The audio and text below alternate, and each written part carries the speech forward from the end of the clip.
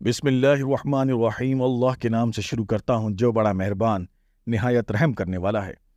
اس video میں آپ کو حضرت رابعہ بصری کی زندگی کا مکمل واقعہ سناؤں گا۔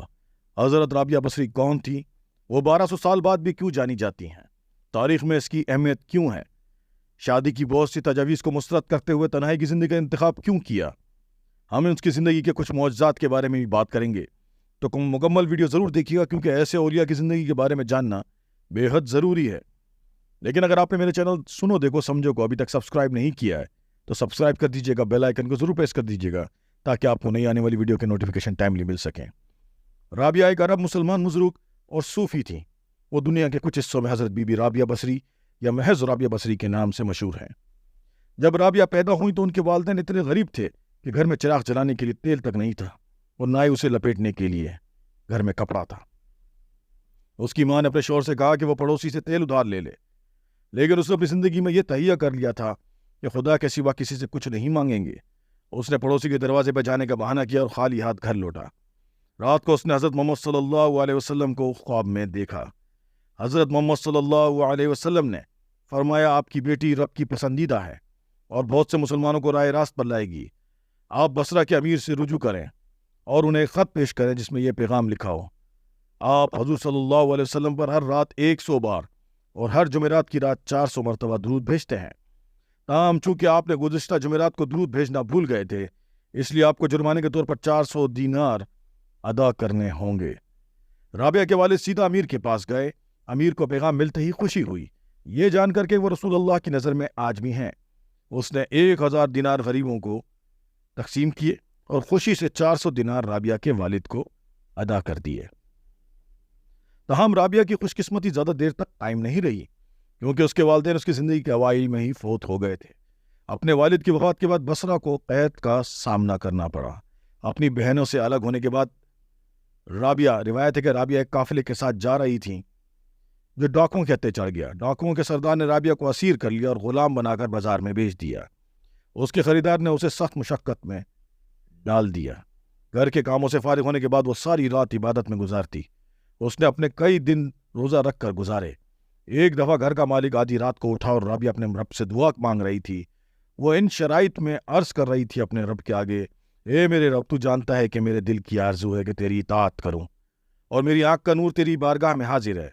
اگر معاملہ مجھ پر ہے تو میں تیری خدمت سے ایک گھڑی بھی باز نہ آؤں، لیکن تو نے مجھے مخلوق کے تابع کر دیا ہے۔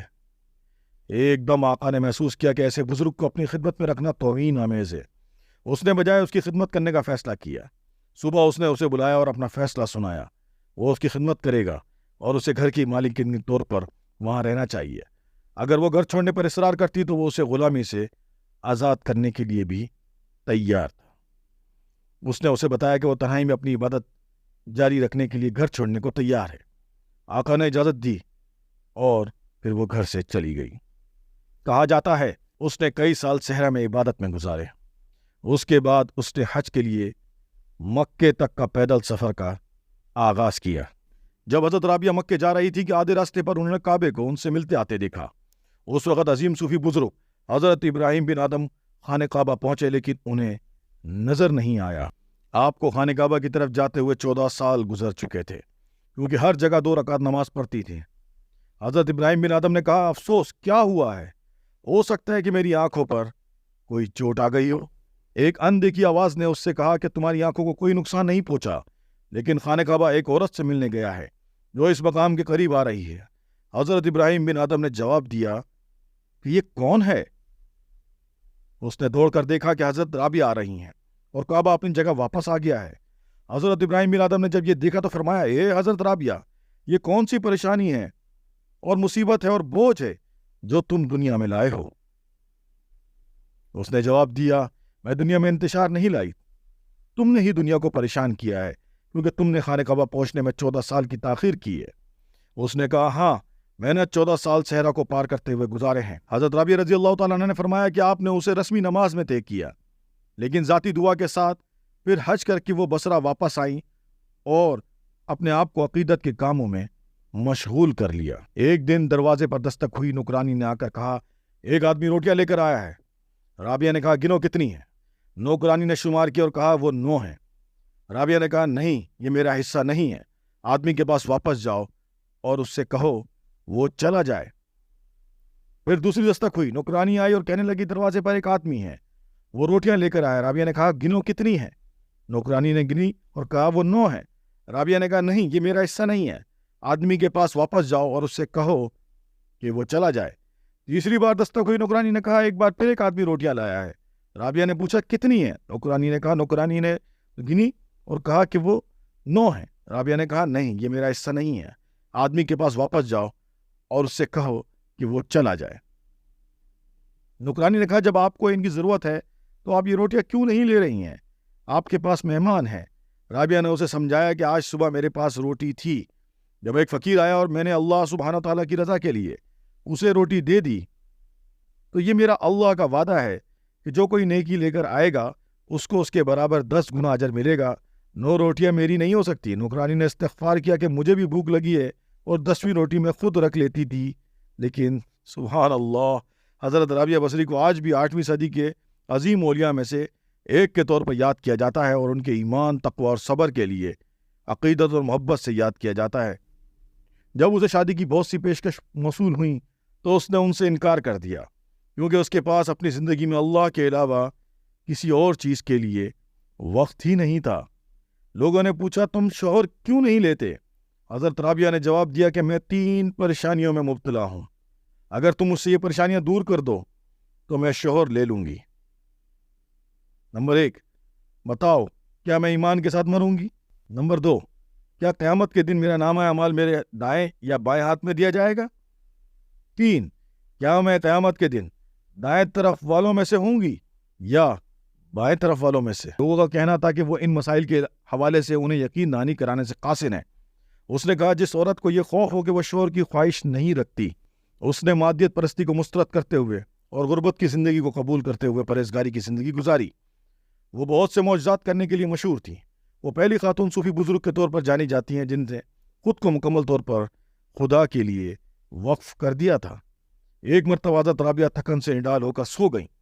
ایک چور اندر داخل ہوا اور اس کی شال لے گیا، لیکن اسے باہر نکلنے کا راستہ نہیں مل سکا۔ اس نے شال بدلی تو باہر نکلتے ہوئے دیکھا، وہ دوبارہ شال لے کر راستہ بھٹک گیا۔ اس نے شال بدل کر دوبارہ باہر کا راستہ دیکھا۔ اس نے یہ عمل کئی مرتبہ دہرایا۔ پھر اس نے کسی کو کہتے ہوئے سنا اپنے آپ پر آفت کیوں لاؤ، جس کی یہ شال ہے اس نے اپنے آپ کو کسی اور ہستی کے حوالے کر دیا ہے۔ شیطان بھی اس کے قریب نہیں پہنچ سکتا۔ ایک چور اس کی شال چرانے کے قابل نہیں ہے، چھوڑو اور چلے جاؤ۔ ایک دن اسے بصرہ کی گلیوں میں ایک ہاتھ میں مشعل اور دوسرے ہاتھ میں پانی کی بالٹی لیے بھاگتے ہوئے دیکھا گیا۔ جب ان سے پوچھا گیا وہ کیا کر رہی ہیں تو اس نے کہا میں جہنم کی آگ بجھانا چاہتی ہوں اور جنت کے انعامات کو جلانا چاہتی ہوں۔ وہ خدا کا راستہ روکتے ہیں۔ میں عذاب کے خوف سے یا انعام کے وعدے کے لیے عبادت نہیں کرنا چاہتی، بلکہ صرف اللہ کی محبت کے لیے عبادت کرنا چاہتی ہوں۔ ایک موقع پر اس سے پوچھا گیا کہ وہ شیطان سے نفرت کرتی ہیں۔ حضرت رابعہ رضی اللہ تعالیٰ عنہ نے جواب دیا کہ میری اللہ تعالیٰ کی محبت مجھ پر ایسی چھائی ہوئی ہے کہ اس کے سوا کسی سے محبت اور عداوت کی جگہ باقی نہیں رہی۔ مالک بن دینار حضرت رابعہ سے ملنے گئے۔ اسے اس کے گھر میں صرف ایک ٹوٹا ہوا جگ ملا جس میں وہ وضو اور پانی کے لیے استعمال کرتی تھی، ایک بہت پرانی چٹائی جس پر وہ سوتی تھی اور ایک اینٹ جسے وہ تکیے کے طور پر استعمال کرتی تھی۔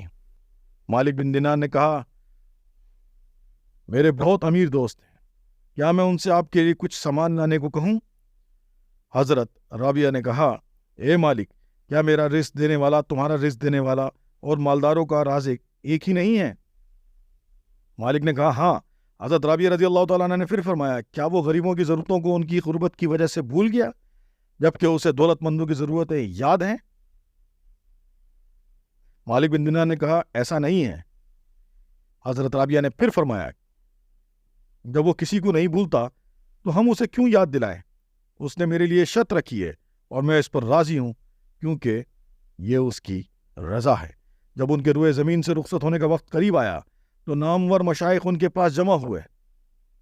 اس نے کہا کہ جا اور فرشتوں کے لیے جگہ چھوڑ دو۔ وہ سب باہر نکلے اور دروازہ بند کر لیا۔ جب وہ باہر انتظار کر رہے تھے تو ان اندر سے ایک آواز سنائی دی، اے روح آدم، اپنے رب کی طرف لوٹ آؤ۔ اس کے بعد کافی دیر تک خاموشی چھائی رہی۔ اندر گئے تو معلوم ہوا کہ حضرت رابعہ رضی اللہ تعالی عنہ کی روح اس دنیا سے پرواز کر کے اللہ کے پاس پہنچ گئی ہے۔